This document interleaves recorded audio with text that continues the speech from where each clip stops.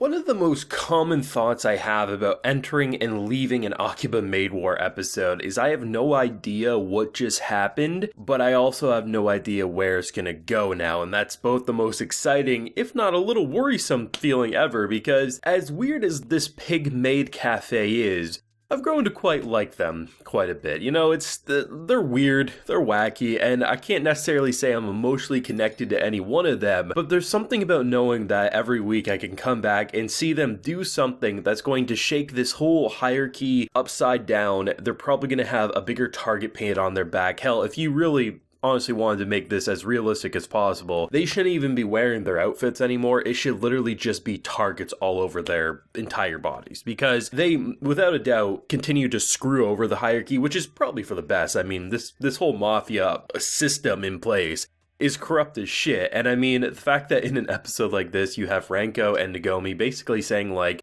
why are we at the bottom, right? Which, I mean, immediately when they first start saying that, I was like, well, you guys, you know, you're not respected. You probably don't bring in as many customers as other cafes. And the fact of the matter is you keep killing members of your own, like, little circle. So, you know, it's kind of, like, self-explanatory. But then they start mentioning, like, how good of maids they are. And you're like, well, maybe you kind of have a point. I'm willing to see where you go with this. And to see an episode where you kick the episode off with this, like, what black and white flashback of, like, the first maids, and they were just as crazy as they currently, just maybe with less artillery than maybe they currently have. And the fact that you have like this relay race in a lot of ways, you basically just rush and you try to climb up a statue, plant your signature, lollipop, flagpole, whatever you want to call it. And the fact that it's such a manipulated system that like even prior to them all like releasing and kind of running up the statue, they pretty much are like, okay, we're gonna make it look close and then the lines are gonna win. And the fact that our girls are at the very back of the line, even after the gun signals that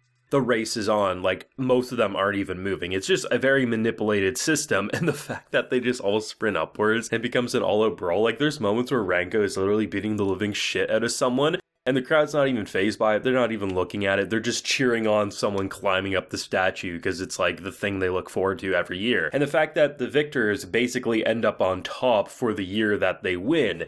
I mean, here's the thing. I wasn't actually expecting them to win. I thought what was going to happen is they'd come very close, some manipulation would go on, and someone else would do it. So the fact that they actually ended up winning, and then you see the man who has caused such a ruckus for the Pig Cafe just dead on the ground afterwards, and you see the woman who is just, if looks could kill, she's the picture definition of that, because even though it's all smiles and praise, behind the scenes, they have the biggest targets on their back. And at this point, I would truly, truly be shocked if at least one of our main characters didn't come very close to being killed, like a shot to the stomach, I don't know, losing a limb. It just feels like these characters are beyond screwed, but in Nagomi fashion, she'll probably find a way to make them more into normal maids and somehow survive and live another day. But I mean, when you have an episode that can go from manager fishing and catching our girl, which was just such a wild experience. Prior to that, she was having a conversation with a fish, and I'm like, okay, what type of drugs does she do before she comes to work? Because this should be absolutely wild. It's not like we actually have a talking panda walking around, like it's clearly someone in a suit. So the fact that she was like legit talking with a fish and then that fish slaps her in the face when she catches our girl, there's just a lot of like really silly things that you kind of expect from this show, but then they just so casually kill people and you're like,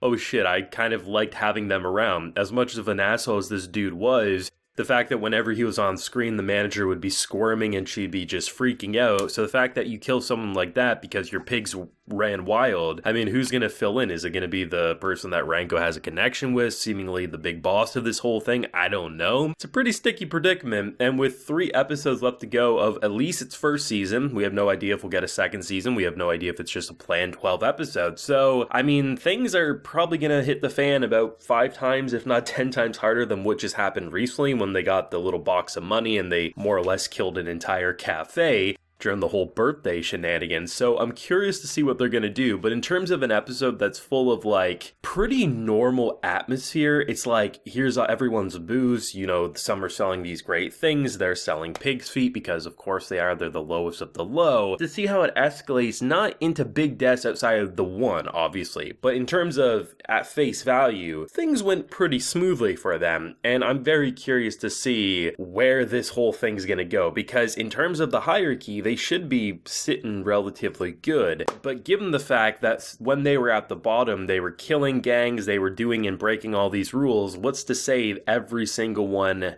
that's under them now won't do the same to them? So I don't know. I mean, there's a lot of potential for death. There's a lot of potential for, honestly, at this point, Nagomi could be sitting in the driver's seat reorganizing all the maids by the time this is over. Maybe we'll have a showdown where Ranko kills this woman and then Nagomi takes her place to reorganize how maids are supposed to be.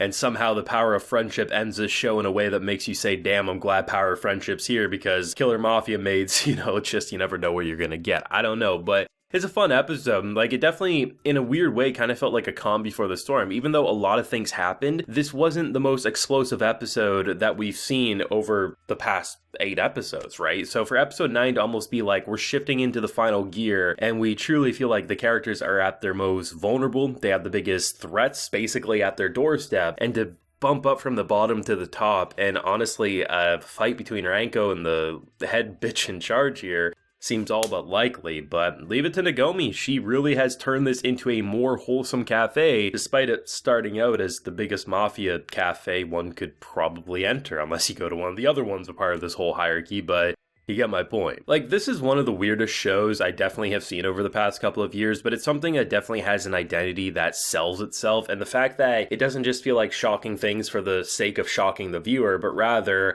this is a world that's brutal, that's violent, which is no different than any mafia in our own world in a lot of ways. It's just they use the anime charm of the maid cafe tropes to really turn it into something that feels so familiar but so goddamn different. It's like going into a fair and, having a great time, but then a show uses the fair in a horror way. Like, you feel how easy it can work, but when you go to a normal fair, you're not going to expect that to happen to you. But then you see a show like this, and you know what to expect with maid cafes, and on paper, they function like maid cafes, but then we see a mafia story where characters are getting killed, stomped on, and basically being emotionally and physically manipulated to the point of getting shot in the back. And it's pretty fantastic, that juxtaposition of familiar meets what the hell, we never thought these two would mesh, but like chocolate and peanut butter, it did so damn well. But I'll pass the torch over to you. What did you think of this episode, and did you expect them to win, or were you kind of siding with me where you're like, they'd get very close but wouldn't quite make it, which I thought the reason would be that would save their skin, but leave it to Nagomi and the crew in general. They knew what they wanted, I guess, and I guess they're ready to pay the consequences if they do come a noggin. So thoughts and feelings down below. Leave a like if you enjoyed, and subscribe if you're new around here. You can also consider supporting the Patreon. Got a bunch of live reactions going on over there, and you can also get video shoutouts like a few are about to get here. So we got Jordan, Fabian, and Duckman. So I appreciate the support, everyone. Please take care and have a good one.